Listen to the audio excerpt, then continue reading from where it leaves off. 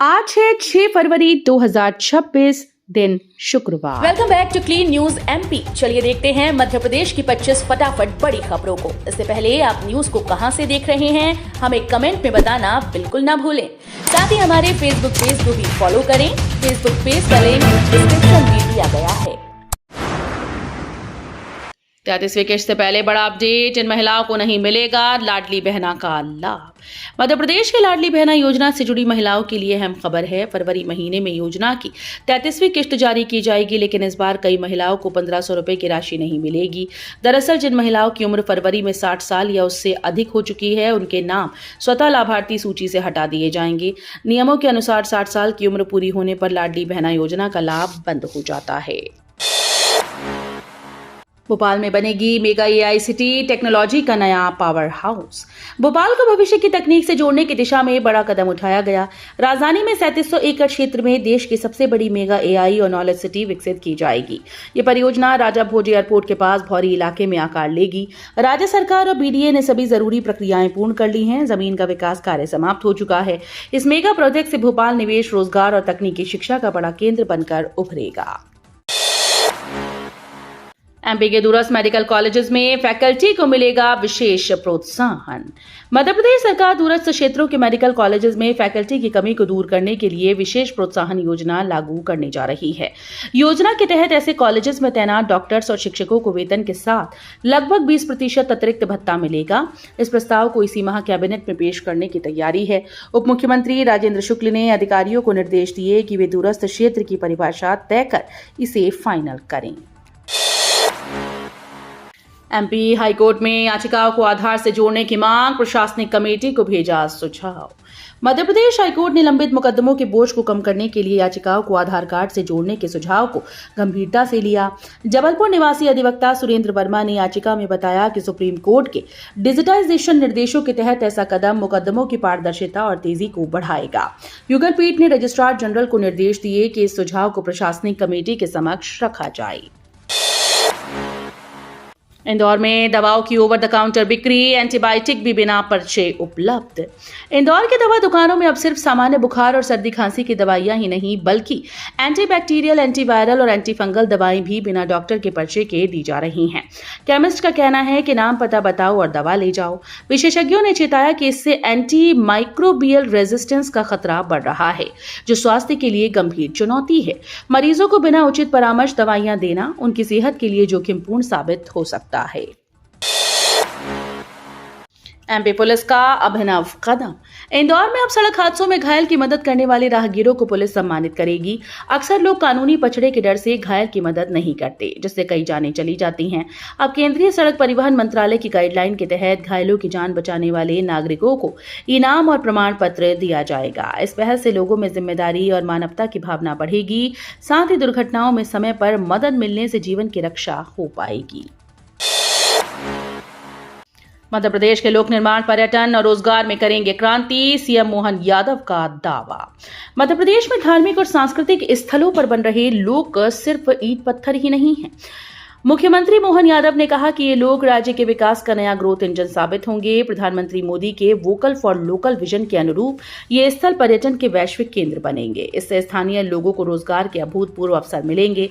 यादव ने भरोसा जताया कि इन परियोजनाओं से न केवल आर्थिक विकास होगा, बल्कि मध्य प्रदेश की सांस्कृतिक विरासत भी और मजबूत होगी। एमपी में शिक्षा संकट। मध्य प्रदेश में स्कूली शिक्षा को लेकर सियासत गर्म है। नेता प्रतिपक्ष उमंग सिंघार ने आरोप लगाया कि पिछले 5 साल में प्रदेश में 10,000 से अधिक स्कूल बंद हुए, जो देश में सबसे ज्यादा हैं। सिर्फ सरकारी स्कूल की बात करें तो करीब 7,000 शासकीय स्कूल बंद कर दिए गए। सिंघार ने इसे शिक्षा व्यवस्था की गंभीर विफलता बताया और सरकार से जवाब मांगा। बीना में पहुंचा कृषि रथ, किसानों को दी जा रही आय बढ़ाने और लागत कम करने की सलाह। मध्य प्रदेश सरकार का कृषि रथ बीना के बमोरा विकासखंड में किसानों से रूबरू हुआ। इस पहल का उद्देश्य किसानों को नवीनतम कृषि तकनीकों और सरकारी योजनाओं से अवगत कराना है। कृषि रथ के माध्यम से किसानों को उनकी आय बढ़ाने और कृषि लागत कम करने के व्यवहारिक सुझाव दिए जा रहे हैं। ये योजना वर्ष 2026 को कृषक कल्याण वर्ष घोषित करने के सरकार के निर्णय का हिस्सा है। किसानों को आधुनिक तकनीक अपनाने और उत्पादन बढ़ाने में कृषि रथ मददगार साबित होगा। राज्य शिक्षा केंद्र का फैसला 5वीं और 8वीं की परीक्षा बोर्ड पैटर्न पर। मध्य प्रदेश में इस बार 5वीं और 8वीं कक्षा की परीक्षाएं बोर्ड पैटर्न पर आयोजित की जाएंगी। राज्य शिक्षा केंद्र ने इसे लेकर औपचारिक आदेश जारी कर दिया है। परीक्षाएं 20 फरवरी से 28 फरवरी तक होंगी। इस परीक्षा में शासकीय स्कूल के साथ निजी विद्यालयों और मदरसों के छात्र भी शामिल होंगे। परीक्षा के लिए प्रदेश भर में 12,920 परीक्षा केंद्र बनाए गए। करीब 25 लाख विद्यार्थी इन परीक्षाओं में शामिल होंगे। सरकारी बंगलों पर कब्जा पड़ा महंगा, अब देना होगा 10 गुना पेनाल्टी। भोपाल में सरकारी बंगलों पर कब्जा जमाए बैठे पूर्व मंत्रियों, निगम मंडल के पूर्व पदाधिकारियों और सेवानिवृत्त अधिकारियों को बड़ा झटका लगा।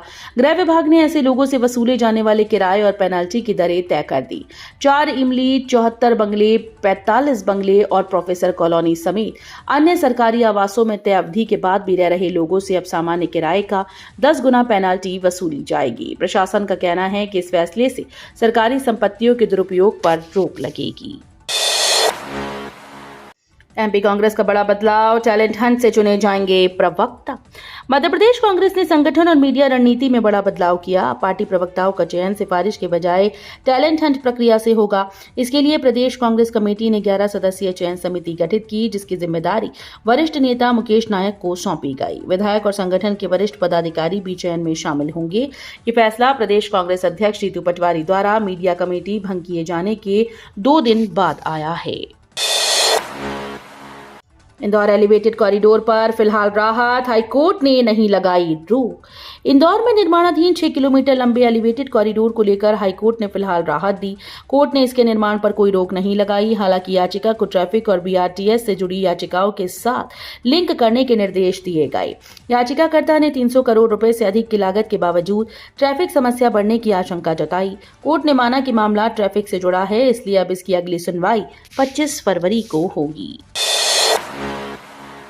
एमपी में 5 साल में 224 बाघों की मौत, 28 फरवरी को आएंगे 8 चीते। टाइगर स्टेट कहे जाने वाले मध्य प्रदेश में बाघों की लगातार हो रही मौतों ने चिंता बढ़ा दी। पिछले 5 सालों में प्रदेश में 224 बाघों की मौत हो चुकी है, जिस पर मध्य प्रदेश हाईकोर्ट ने केंद्र और राज्य सरकार को नोटिस जारी कर सख्ती दिखाई। इस बीच वन्यजीव संरक्षण को लेकर प्रदेश सरकार ने नई पहल की है। 28 फरवरी को बोत्सवाना से 8 चीते मध्य प्रदेश लाई जाएंगी। अवैध शराब केस में बड़ी कार्रवाई, एमपी के बड़े उद्योगपति की डिस्टिलरी सील। मध्य प्रदेश में अवैध शराब परिवहन मामले में बड़ी कार्रवाई सामने आई है। रायसेन जिले के सेहतगंज स्थित सोम डिस्टिलरीज को आबकारी विभाग ने सील कर दिया। ये कार्रवाई करीब 2 साल पुराने देपालपुर प्रकरण से जुड़ी है। मामले में अदालत ने फैक्ट्री का लाइसेंस निलंबित करते हुए सील करने के आदेश दिए थे। आबकारी आयुक्त के निर्देश पर जिला आबकारी अधिकारी और भोपाल से पहुंचे अधिकारियों की टीम ने मौके पर पहुंचकर फैक्ट्री सील की। महाशिवरात्रि पर महाकाल में विशेष व्यवस्था, 15 की मध्यरात्रि तक खुले रहेंगे पट। महाशिवरात्रि 2026 को लेकर श्री महाकालेश्वर मंदिर में विशेष इंतजाम किए गए। अनुमान है कि 15 फरवरी को करीब 10 लाख श्रद्धालु दर्शन के लिए पहुंचेंगे। इसे देखते हुए 15 और 16 फरवरी की मध्यरात्रि तक मंदिर के पट खुले रहेंगे। कलेक्टर रोशन कुमार सिंह ने बताया कि भीड़ प्रबंधन सर्वोच्च प्राथमिकता है। भस्म आरती आधे घंटे पहले शुरू होगी, जबकि 16 फरवरी को दिन में भस्म आरती संपन्न होगी। बूंद बूंद को तरसेंगे लोग, 6000 घरों में 3 दिन नहीं आएगा नर्मदा जल। शहर की जल आपूर्ति व्यवस्था एक बार फिर से चरमरा गई। गौरीघाट टंकी में लीकेज सुधार कार्य के चलते नर्मदा जल सप्लाई बाधित हो गई। इसका असर गौरीघाट क्षेत्र के करीब 6000 घरों पर पड़ेगा, जहां अगले 3 दिन तक पानी नहीं पहुंचेगा। नगर निगम प्रशासन का दावा है कि शनिवार शाम तक मरम्मत कार्य पूरा कर सप्लाई बहाल करा दी जाएगी। तब तक प्रभावित इलाकों में टैंकर के जरिए पानी उपलब्ध कराया जाएगा। अंडरग्राउंड मेट्रो में सबसे छोटा और गहरा होगा छोटा गणपति स्टेशन। मेट्रो परियोजना में छोटा गणपति अंडरग्राउंड स्टेशन अब सबसे छोटा और सबसे गहरा स्टेशन बनने जा रहा है। अन्य अंडरग्राउंड स्टेशन की तुलना में ये स्टेशन जमीन से 37-68 मीटर की गहराई में बनाया जाएगा, जबकि बाकी स्टेशन 18 से 22 मीटर गहराई में है। मेट्रो प्रबंधन ने मृदा परीक्षण रिपोर्ट तैयार कर न्यू ऑस्ट्रियन टनलिंग मेथड से खुदाई की योजना बनाई। इस विशेष निर्माण तकनीक से छोटा गणपति स्टेशन शहर की मेट्रो परियोजना में तकनीकी दृष्टि से भी महत्वपूर्ण स्थान रखेगा। इंदौर में पहली बार पिथौरा कला का अनुभव, ट्राइबल फाउंडेशन ला रहा जात्रा 2026। कुछ कलाएं सिर्फ देखी नहीं जाती, महसूस की जाती हैं, और पिथौरा एक ऐसी ही कला है। यह आदिवासी लोक कला धार झाबुआ और अलीराजपुर के अंचलों में जन्मी और जीवन विश्वास वरिष्ठों का प्रतीक है। अब पहली बार इंदौर में इसे करीब से देखने का मौका मिलेगा। ट्राइबल फाउंडेशन की पिथौरा आर्ट गैलरी यात्रा 2026 के माध्यम से इस कला को जीवंत रूप में प्रस्तुत करेगी। दर्शक न केवल चित्रों को देखेंगे बल्कि उनके पीछे छिपी भावनाओं और जीवन की गहराई को भी अनुभव कर पाएंगे।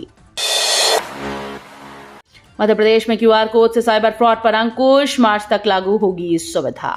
मध्य प्रदेश में साइबर अपराधों से बचाव के लिए नया कदम उठाया जा रहा है। अब क्यूआर कोड स्कैन करते ही ये पता चल पाएगा कि डिजिटल फ्रॉड से कैसे बचा जाए और अपराध होने पर तुरंत क्या कदम उठाने हैं। इसके साथ ही शिकायत दर्ज कराने का लिंक भी खुल जाएगा। साइबर मुख्यालय प्रदेश भर के पार्किंग, बाजार और ऐसे स्थानों पर क्यूआर कोड लगाएगा जहां 100 या अधिक लोग आते जाते हैं।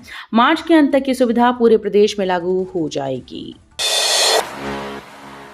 सरसों में माहू के प्रकोप से बचाव के लिए मध्य प्रदेश कृषि विभाग ने किसानों को दी सलाह। सरसों की फसल में माहू यानी एफिड का प्रकोप शुरू हो गया है। मध्य प्रदेश कृषि विभाग ने किसानों से सतर्क रहने और समय रहते संतुलित नियंत्रण अपनाने की सलाह दी। उप संचालक कृषि कल्याण रणवीर सिंह जाटव ने कहा कि किसानों को अपनी फसलों का नियमित परीक्षण करना चाहिए। माहू की संख्या बढ़ने पर इमीडाइक्लोप्रिड 17.8 SL, थाइमेथोक्साम 25%, WG या एसिटामिप्रिड 20% जैसी दवाओं को 500 से 600 लीटर पानी में घोलकर प्रति हेक्टेयर छिड़काव करना चाहिए ताकि फसल सुरक्षित रहे। शेड्यूल एम लागू, मध्य प्रदेश में दवाओं की गुणवत्ता पर कड़ी निगरानी। मध्य प्रदेश में अब नकली और घटिया दवाओं पर कड़ी लगाम लगाने की तैयारी है। शेड्यूल एम लागू होते ही दवा निर्माता कंपनीज को उच्च गुणवत्ता वाले उत्पाद बनाना अनिवार्य हो गया। नियमों का पालन न करने पर लाइसेंस रद्द और जेल तक का प्रावधान है। ये कदम मरीजों की सुरक्षा और भरोसेमंद दवाइयों के लिए महत्वपूर्ण है। देश भर में एक ही दिन मनेंगे पर्व त्योहार, तिथियों को लेकर भ्रम खत्म। अब पर्व त्योहारों की तिथियों को लेकर हर साल होने वाला कंफ्यूजन खत्म होगा। अखिल भारत वर्षीय धर्म संघ के पंडितों और ज्योतिर्विदों ने देश भर में एक रूपता लाने की पहल की। मध्य प्रदेश के विदिशा स्थित बैकुंठ धाम श्री लक्ष्मी नारायण मंदिर में हुए महाधिवेशन में पंचांग परंपराओं और खगोलीय गणनाओं के आधार पर सभी प्रमुख पर्व त्योहारों के लिए एक एक तिथि तय की गई। इसका उद्देश्य पूरे देश में एक साथ पर्व मनाने की परंपरा को मजबूत करना है। बाईपास पर निर्माणाधीन ब्रिज बना खतरे की घंटी, लापरवाही से बढ़ा हादसों का डर। शहर का बाईपास इन दिनों हादसों का हॉटस्पॉट बनता जा रहा है। यहां 2 जगह पर ब्रिज निर्माण कार्य चल रहा है, जिसके चलते कई पुराने रास्ते बंद कर ट्रैफिक डाइवर्ट किया गया। होटल दपार के पास बाईपास को जोड़ने वाला मुख्य मार्ग भी बंद है, लेकिन मौके पर ना तो पर्याप्त बैरिकेडिंग है और ना ही चेतावनी संकेतक। अंधेरे में ये इलाका और भी खतरनाक हो जाता है। जरा सी चूक किसी बड़े हादसे में बदल सकती है। ममता की मिसाल बनी कंचनबाई, 20 बच्चों को बचाकर खुद हो गई अमर। नीमच जिले से आई ये खबर इंसानियत और ममता की सबसे बड़ी मिसाल बन गई। जावद के रानपुर गांव की आंगनबाड़ी कार्यकर्ता कंचनबाई मेघवाल ने मधुमक्खियों के अचानक हुए हमले के दौरान 20 बच्चों को अपने पल्लू से ढक लिया। बच्चों को सुरक्षित रखने के लिए वो खुद हजारों डंक सहती रही और अंततः शहीद हो गई। कंचनबाई के इस बलिदान ने पूरे प्रदेश को भावुक कर दिया। घटना पर संज्ञान लेते हुए मुख्यमंत्री मोहन यादव ने परिवार को 4 लाख रुपए की सहायता और बच्चों की परवरिश का जिम्मा सरकार द्वारा उठाने की घोषणा की। मध्य प्रदेश का विकास बजट। मध्य प्रदेश का नया बजट पेश होने वाला है। वित्त मंत्री जगदीश देवड़ा ने बताया कि इस बार का बजट कर्ज लेकर प्रदेश के विकास को गति देने वाला होगा। इसमें कृषि, औद्योगिक विकास, शिक्षा, स्वास्थ्य और भौतिक इंफ्रास्ट्रक्चर पर विशेष जोर रहेगा। मंत्री ने कहा कि बजट का उद्देश्य आम जनता के लिए संसाधन उपलब्ध कराना और सभी क्षेत्रों में संतुलित विकास सुनिश्चित करना है। आगामी बजट में निवेश और कल्याणकारी योजनाओं के लिए विशेष राशि रखी जाएगी। तो ये थी आज की 25 फटाफट बड़ी खबरें। अगर आपको न्यूज पसंद आई हो तो वीडियो को लाइक और शेयर जरूर करें। धन्यवाद।